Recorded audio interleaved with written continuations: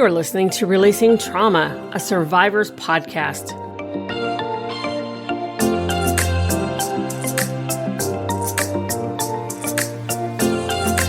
And now here's your host, Tracy Osborne.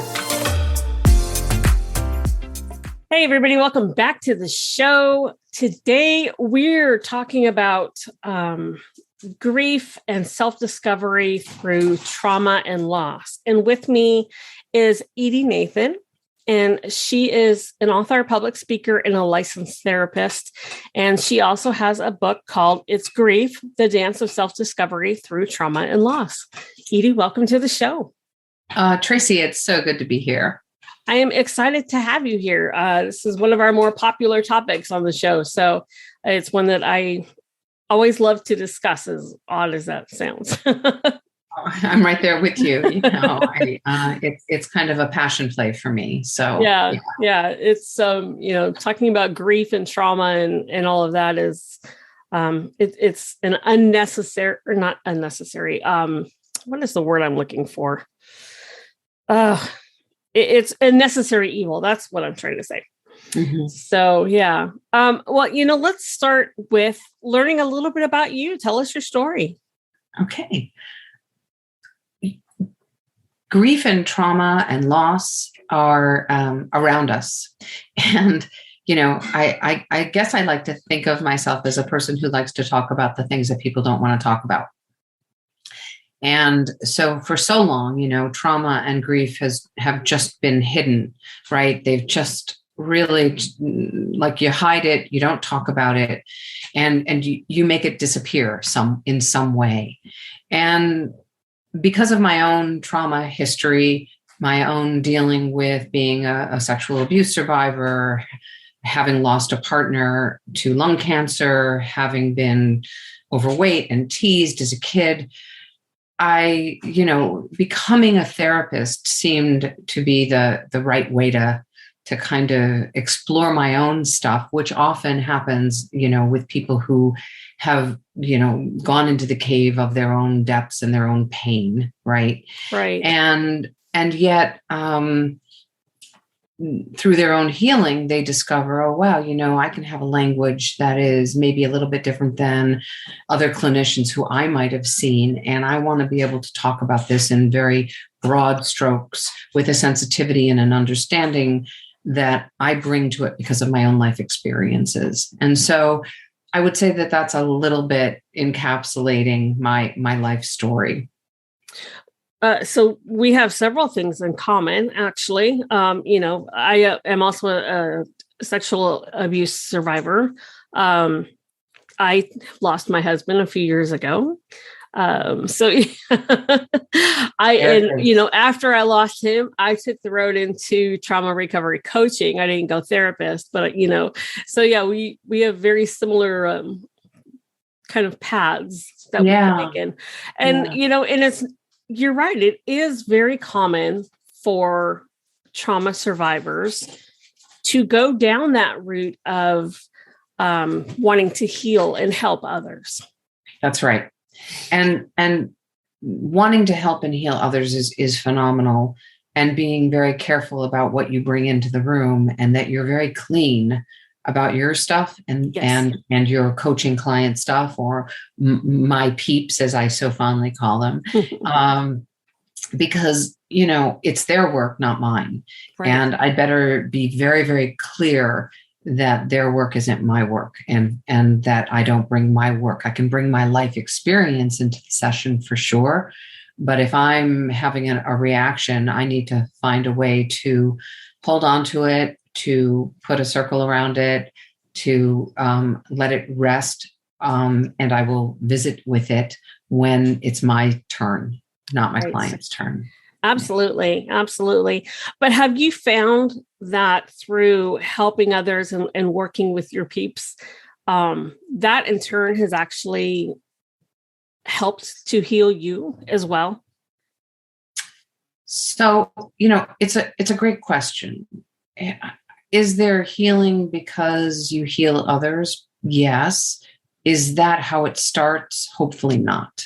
No. Because then you're using the client. I'm using my peeps for my own well-being or for my own, self-information. However, if someone comes into my rooms and they bring something up that I know it might be a trigger point for me, number one, I need to assess, is this going to get in the way of me helping them?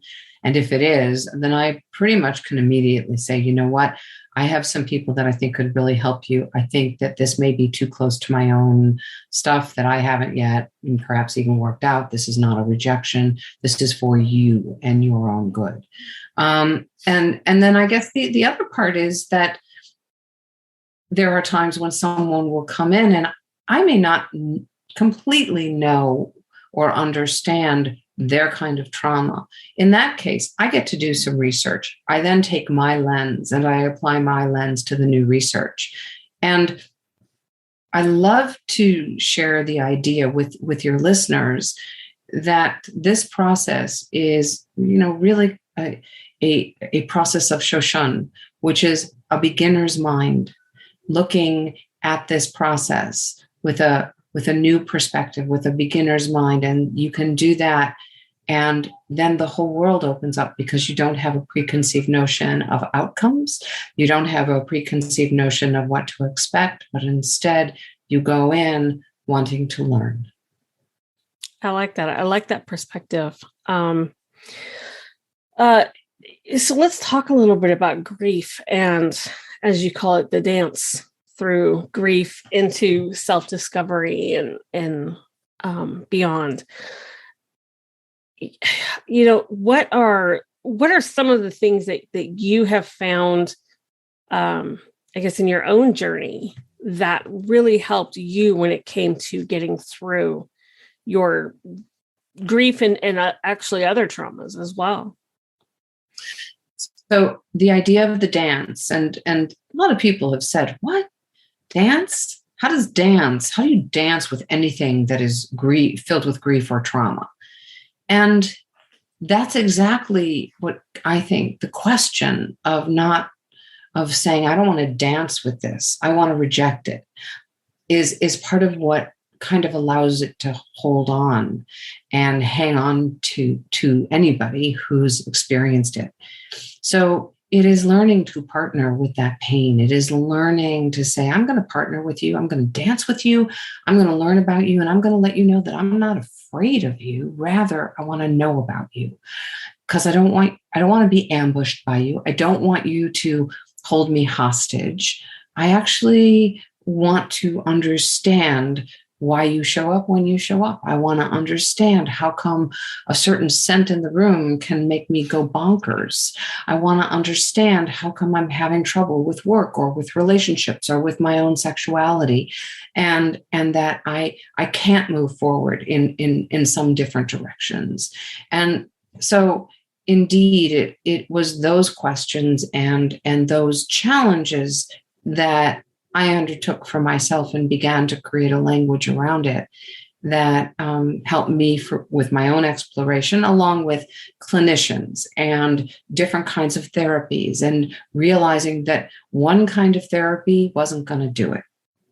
That I was probably, that trauma and grief.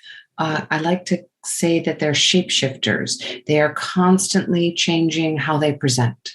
You can't necessarily count on the fact, right? I see you shaking your head. Oh, yeah. Right? You can't count on the fact that they're going to show up the exact same way. And so they show up and they're kind of chameleon-like. Oh, there you are. Oh, you mean I'm not going to show up this way this time. I'm going to show up in another way. I'm going to show up when you sit down for dinner and somebody hands you a menu and the way that the waiter hands you the menu is somehow the way you saw your partner take that menu, and all of a sudden there's the trigger and it's like out of nowhere. And it's like, whoa, wait a minute, how come I'm shaking? And so it's becoming aware that different therapies are going to help you have different narratives with what you're experiencing. And that my process was to be able to say, well, this therapy will help me with this. And it might have been, hypnosis, or it might have been EMDR, or it might have been brain spotting. And this other kind of therapy, narrative therapy or Gestalt therapy or Jungian therapy, will help me dissect what's going on within me. When you were talking and you were talking about, in the beginning, especially in the dance, and how people were kind of confused about that, I can envision it. You think about interpretive dances, or even in like musicals or something, and the story that is told just through the dance with the music playing in the background. And I can see, someone kind of twirling and, going back and forth between the different partners. So we have a trauma partner, we have a therapist partner, we have a this, that, and the other, and it is kind of a dance in a swirl. And, there's times where it's very beautiful, and there's times where it's very horrible, but it is jagged. Yeah. And the dance is, it can be elegant and it can be messy. Yes. Absolutely. Yeah. Absolutely. Yeah. There was something that you said I wanted to touch on, and I'm so fixated on the dancing. So I'd love to say a little bit more about the dance, Yeah. So the dance is the willingness to partner, and the understanding that part of healing is being able to partner with what hurts. When we ignore, when we push away, when we act as if it doesn't matter or we're not going to get affected, then really what happens is it gets bigger. Right. So it's kind of like anxiety. When we think about anxiety, and I suffered for too many years with anxiety, debilitating anxiety, and I was ashamed of it. I was embarrassed by it. All I wanted to do was put it into a box and make it go away. And you know what it did, Tracy? It made it bigger and bigger and bigger and bigger, until I had this huge monster in the room that I was lugging around wherever I went. And I was afraid the monster was going to attack at any time. And it did. And still until I said, okay, monster, I see you, and I'm going to tangle with you, and I'm going to dance with you. And you know what happened to the monster? It started to get smaller and smaller and smaller. And then the monster was no longer a monster. It was a partner that if I listened to it, I got a lot of information about what my next steps needed to be. Oh, that was so beautiful the way you described that. And it triggered what I was going to talk about was the way we experience the journey through our grief and our healing, and how you mentioned, it never shows up the same way.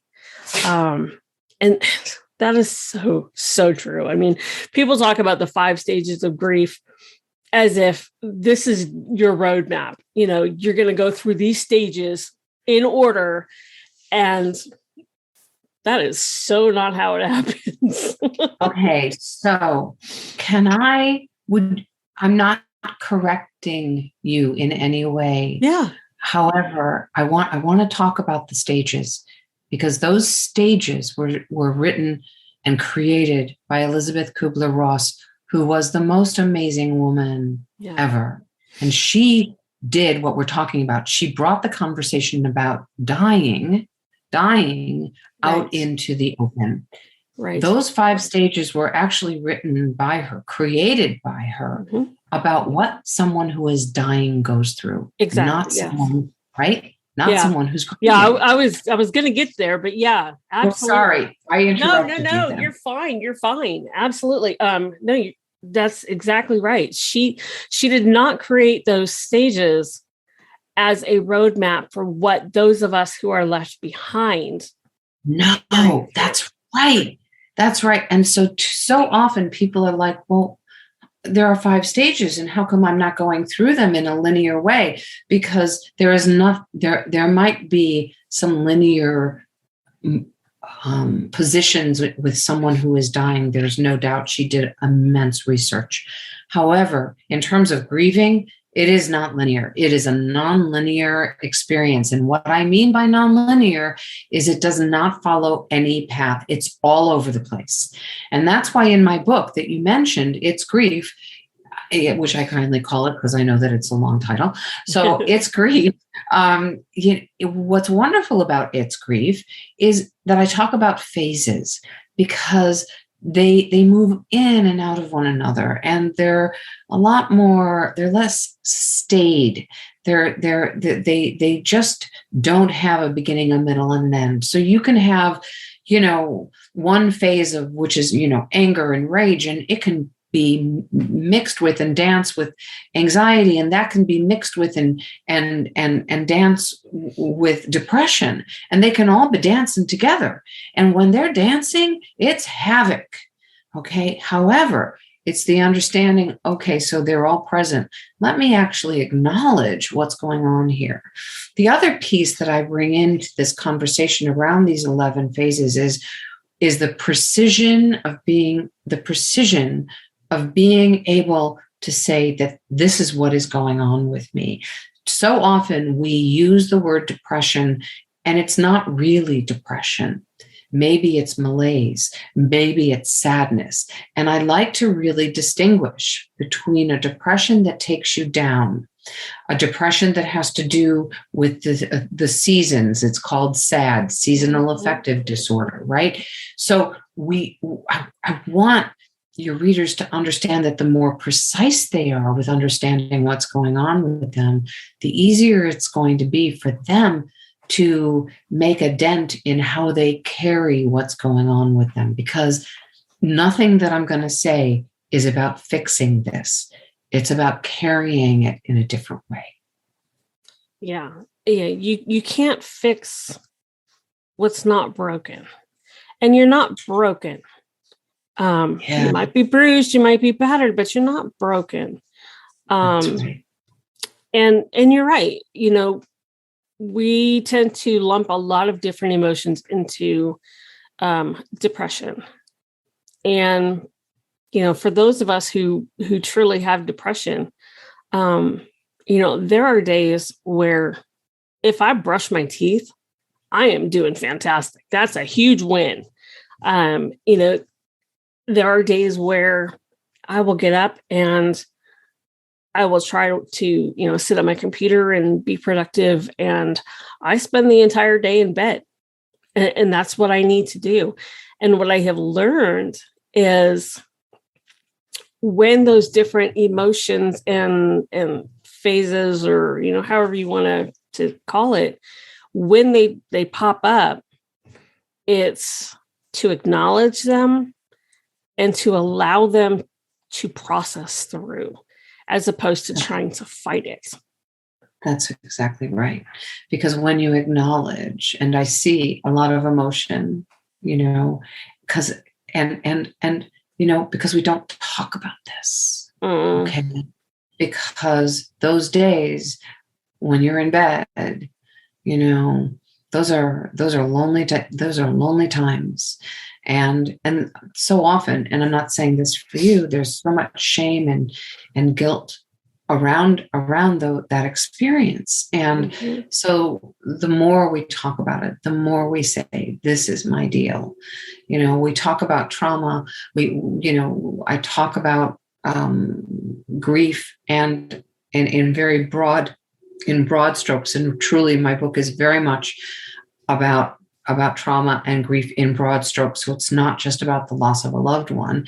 It's about the loss of the self and how we lose ourselves.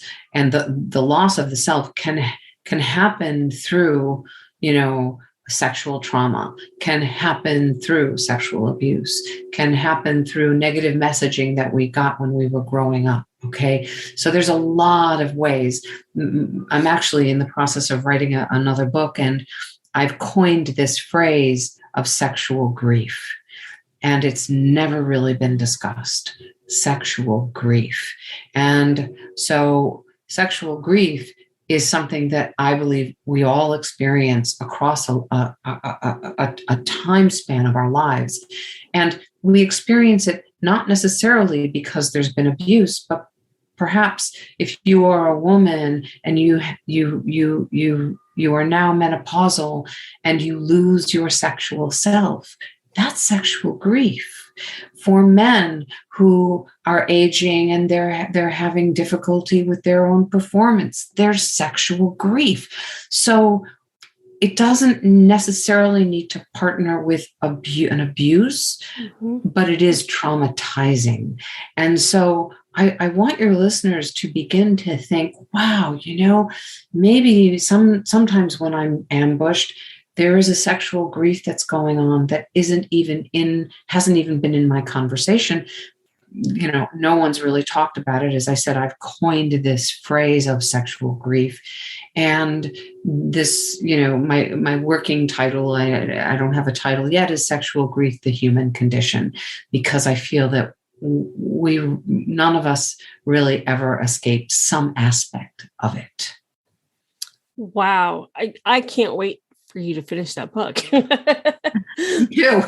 Yeah, you're definitely going to have to come back on so we can talk about that.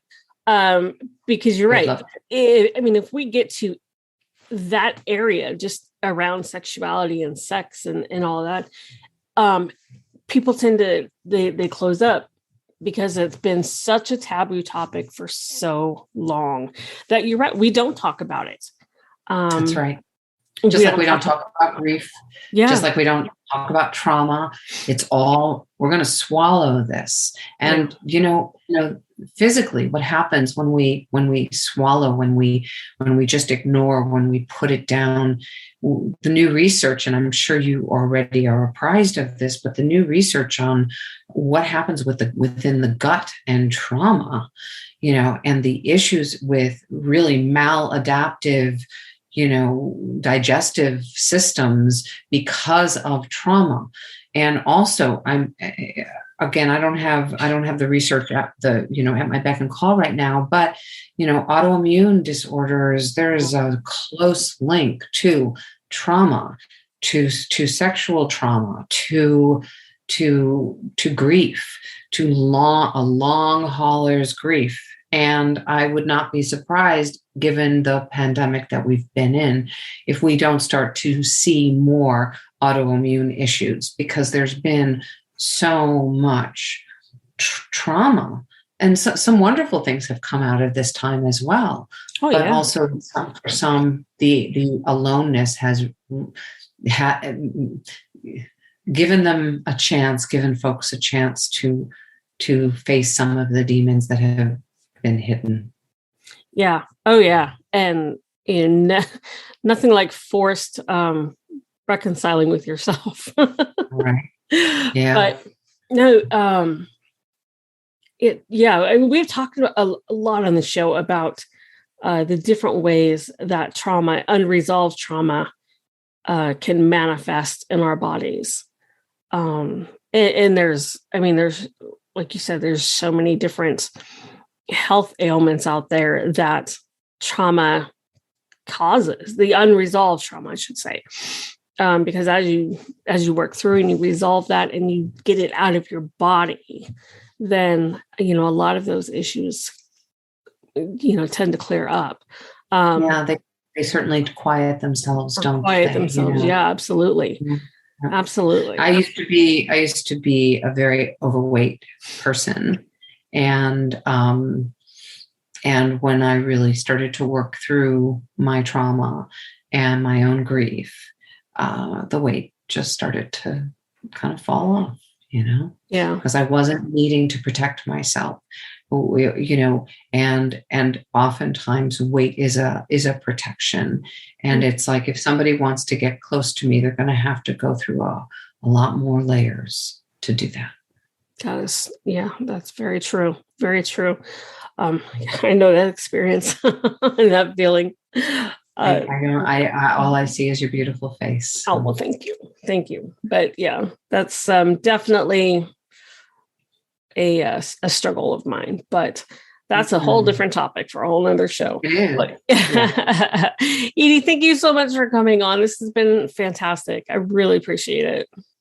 Oh, thank you. I've really enjoyed this conversation, and I look forward to more of them. Absolutely. Absolutely. Listeners, I will have all of Edy's contact information in the show notes. Just go to releasingtraumapodcast.com, pull up her episode, all her contact information, the link to her book, everything will be there for you.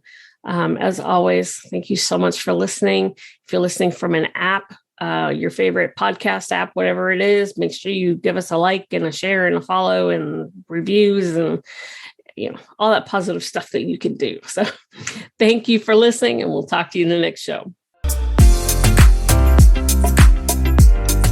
Thanks for tuning in. Be sure you hit subscribe on your favorite podcast platform so you don't miss a show. Be sure to check us out on our new socials on Facebook, Twitter, and Instagram.